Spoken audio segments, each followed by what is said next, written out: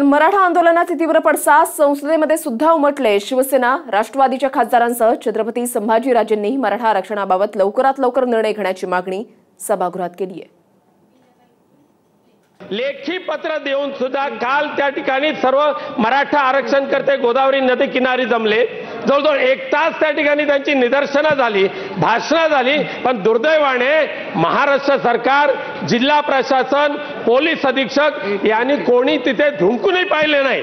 फक्त जवळजवळ 40 ते 45 आरक्षणकर्ते आणि 3 पोलीस त्या ठिकाणी जलसमाधी देण्यासाठी जात असलेले ते निदर्शक, पण त्यांना रोखण्याचं काम तिथल्या पोलिसांनी केलेलं नाही।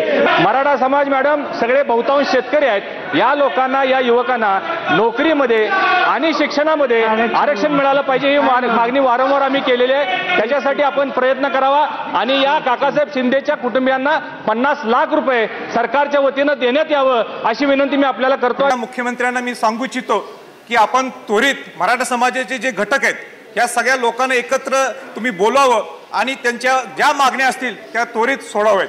दुसरी माझी मागणी आहे, राजकारण करण्यापेक्षा सगळ्या पक्षातल्या लोकांना आपण जर एकत्र बोलवलं, मग कुठला कोण सत्ताधारी आणि कोण विपक्षामध्ये असतील त्या सगळ्यांना एकत्र बोलवा आणि त्वरित मराठा समाजाच्या मागण्या त्या त्वरित मार्गी लावाव्यात अशी माझी सरकारला विनंती आहे।